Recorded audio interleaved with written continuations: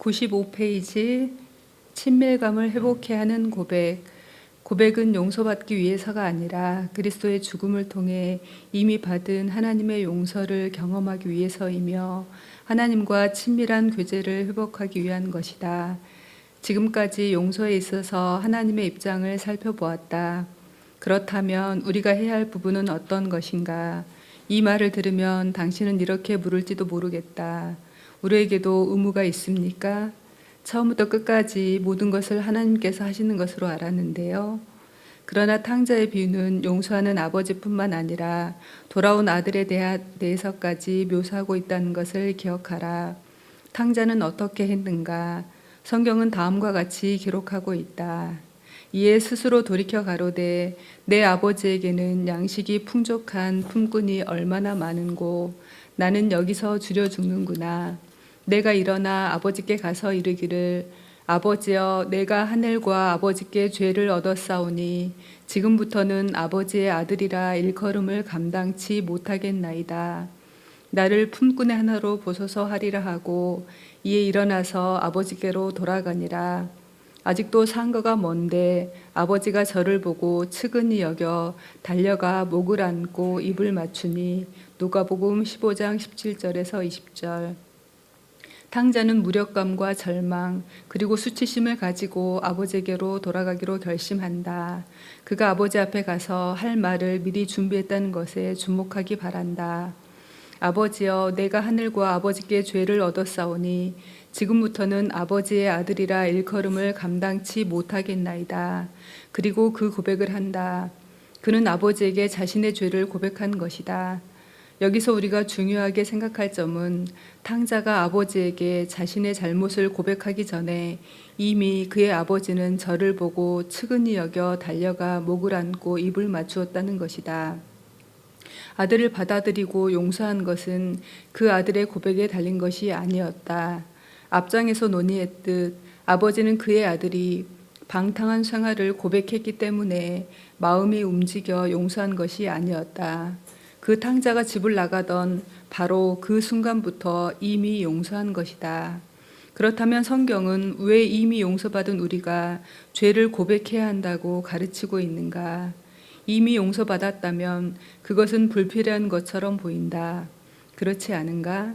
이 장에서는 우리를 용서하시기 위한 하나님의 큰 계획에 있어서 고백의 역할과 위치를 살펴볼 것이다.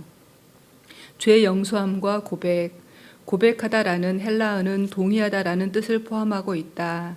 우리가 하늘 아버지께 우리의 죄를 고백하는 것은 하나님께 동의하는 것을 의미한다. 즉, 죄에 대한 하나님의 태도에 동의하는 것이다. 죄는 하나님께 대항하는 것이고 우리의 삶을 위한 하나님의 계획을 파괴시키는 것이며 따라서 고통스러운 결과만을 가져온다는 것을 인정하는 것이다. 또한 고백은 자신의 행동에 대해 스스로 책임지는 것을 의미한다. 자신의 행동에 대한 책임을 남에게 전가하지 않는 것이다. 고백에 관한 성구 중에서 가장 많이 인용되는 구절은 요한일서 1장 9절이다. 만일 우리가 우리 죄를 자백하면 저는 미쁘시고 의로우사 우리 죄를 사하시며 모든 불의에서 우리를 깨끗게 하실 것이요. 얼핏 이 말씀은 용서가 마치 우리가 고백하느냐 안 하느냐에 달려있는 것처럼 보이게 한다. 그러나 그렇게 보게 되면 많은 의문들이 생긴다. 만일 죄를 고백하는 것을 잊어버리면 어떻게 되는가를, 죄를 지었다는 것 자체를 깨닫지 못했을 경우는 어떠한가? 이 밖에도 많은 질문들을 던질 수 있다. 그러나 그렇게 생각하는 것은 그리스도께서 십자가상에서 하신 일을 무시하고 우리의 죄에 대한 기억과 그것을 깨닫는 일만을 중요시하는 것이다. 만약 영생이 죄를 기억하는 우리의 능력에 달려 있다면 우리는 그 일에 정확을 기해야 할 것이다. 에베소서 1장 7절을 살펴보자. 우리가 그리스도 안에서 그의 은혜의 풍성함을 따라 그의 피로 말미암아 구속 곧 죄사함을 받았으니 요한일서 1장 9절과 연결 짓는다면 에베소서 1장 7절을 다음과 같이 표현할 수 있을 것이다. 우리 죄의 고백에 따라 우리 죄의 용서함을 받느니라. 그렇다면 우리는 어떻게 용서받는가? 우리 죄에 대한 용서는 하나님의 은혜와 2000년 전 예수 그리스도의 죽음에 근거한 것인가? 아니면 지금 우리가 하는 고백에 근거한 것인가? 이 상반되는 두 개념이 어떻게 조화를 이루는지 설명하기 전에 지금까지 말해왔던 것을 다시 한번 살펴보자. 다 같이 읽겠습니다. 비록 고백이나 회개 또는 믿음이 용서받는 경험에 반드시 필요한 것들이긴 하지만 용서의 근거는 아니다. 우리가 용서받을 수 있는 근거는 십자가 위에서의 순교적이고 대속적인 죽음에 있다. 하나님의 흠없는 아들의 죽음은 우리의 모든 죄, 과거와 현재와 미래의 모든 죄까지의 값을 충분히 치르셨다. 우리는 그리스도의 죽음에 더 이상 아무것도 보탤 수 없으며 또한 우리가 이미 받은 용서 이상 더 얻을 것도 없다. 구원받은 이후 우리가 용서받을 수 있는 근거는 갈보리에서 흘리신 그리스도의 보혈 외에는 아무것도 없다. 그럼에도 많은 사람들은 용서받는 것이 적절한 죄의 고백에 달려있다고 믿고 있다. 이러한 생각의 근거가 요한일서 1장 9절이다. 이 구절만 보면 그렇게 생각할 수도 있다. 그 구절에서 내세우는 조건의 첫 번째 단어가 혼란을 일으키기 때문이다. 만일 우리가 우리 죄를 자백하면 그러나 구원과 관계되는 용서가 우리의 고백에 좌우되지 않는 이유 중 하나는 우리가 항상 우리의 죄를 깨달을 수는 없다는 데 있다. 조급하고 무감각하게 살다 보면 누군가에게 말로 깊은 상처를 주면서도 상처받았는지 느끼지 못할 수 있다. 사실 하나님만이 우리 죄의 실제 깊이를 아신다. 그러므로 하나님은 그러한 우리에게 알맞은 자비로운 규정을 만들어 두셨다. 저가 빛 가운데 계신 것 같이 우리도 빛 가운데 행하면 우리가 서로 사귐이 있고 그 아들 예수의 피가 우리를 모든 죄에서 깨끗하게 하실 것이요. 요한일서 1장 7절. 즉 우리의 용서는 예수께서 우리를 위해 흘리신 피와 밀접하게 연결되어 있는 것이다. 친밀감을 회복하기 위한 고백. 구원과 고백의 관계에 대해 혼란을 느끼는 것은 문맥을 고려하지 않은 채 단어의 뜻만 생각하기 때문이다. 예를 들면 구원되었다 또는 구원이라는 말을 성경에서 읽을 때마다 곧바로 죄의 대가로부터의 영속적인 구원을 생각하게 된다. 구원되었다라는 과거형이 쓰였을 때는 더욱 그렇다. 그러나 이 단어가 항상 영원한 구원을 뜻했던 것은 아니다. 한 예로 예수께서 십자가 위에 달리셨을 때 함께 매달려 있던 도둑들 중 하나가 이렇게 외쳤다. 너와 우리를 구원하라. 누가복음 23장 39절. 분명히 이것은 영속적 의미의 구원이 아니었다. 그 도둑은 단지 예수께서 육신의 생명을 구해주기 원했던 것이다. 또 다른 예로 사도행전 27장 20절에서 누가는 이렇게 기록하고 있다. 여러 날 동안 해와 별이 보이지 아니하고 큰 풍랑이 그대로 있음에 구원의 여망이 다 없어졌더라. 누가는 폭풍우가 너무 심해서 모두 죽어 지옥에 가게 될 것이라고 믿은 것인가? 분명 아니다. 다시 말하지만 여기서 구원은 육체적인 구출을 의미한다. 우리가 용서의 개념을 생각할 때 반드시 조심해야 할 것은 성경이 항상 처음 그리스도를 영접하는 사람이 경험하는 용서만을 언급하고 있다고 생각해서는 안 되는 것이다. 그리스도를 영접함으로 처음 경험하게 되는 용서는 하나님과의 관계를 여는 문과도 같다. 그런 의미에서 용서는 한 번으로 족하며 한 번 용서받으면 계속적으로 용서받는 것이다. 그러나 하나님의 자녀가 되어서 하늘 아버지와 영속적 관계를 맺은 성도는 새로운 방식으로 하나님의 관계를 세워나가야 한다. 새로운 성도에게는 새로운 권리와 함께 새로운 의무가 주어진다. 그 새로운 지침들이 하나님과의 관계를 지배하게 되는데 그 중에는 성도가 죄를 지은 후 하나님과 다시 관계를 맺는 것과 관련된 지침이 있다. 즉 새롭게 태어난 성도는 한 가족의 일원으로 성장하는 데 필요한 용서를 받아들여야 한다. 우리를 하나님으로부터 갈라놓은 죄에 대한 영속적 구원과 용서는 여기서 다룰 문제가 아니다. 이것은 가족 윤리에 관한 문제이다. 그래서 요한은 자신을 포함시켜 말하고 있는 것이다.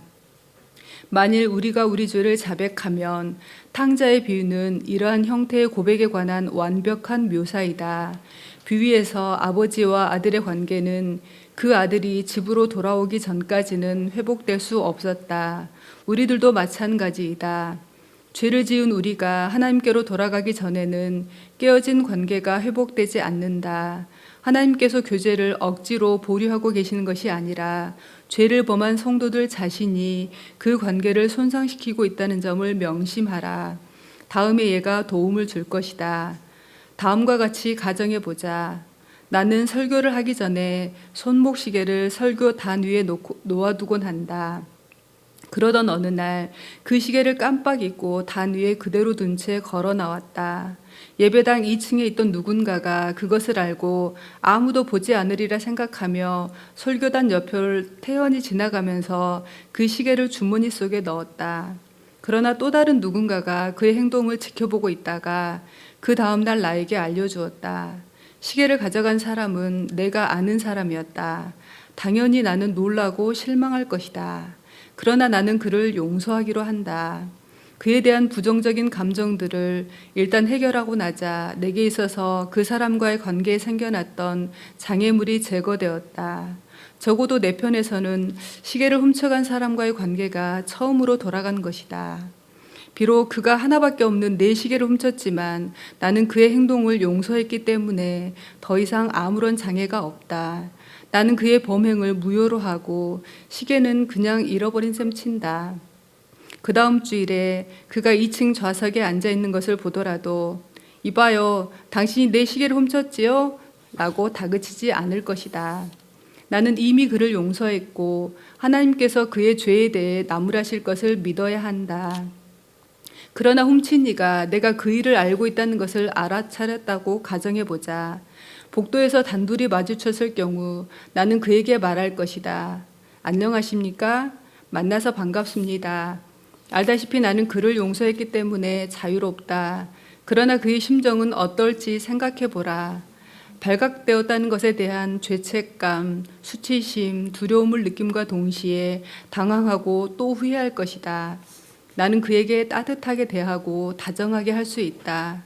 밝게 미소 지으며 심지어 점심 식사에 초대하는 일도 어렵지 않게 할 수 있을 것이다. 그러나 그는 자신을 정죄하며 초조하게 나와 눈도 마주치지도 못한 채 황급히 자리를 피할 것이고 비참해질 것이다.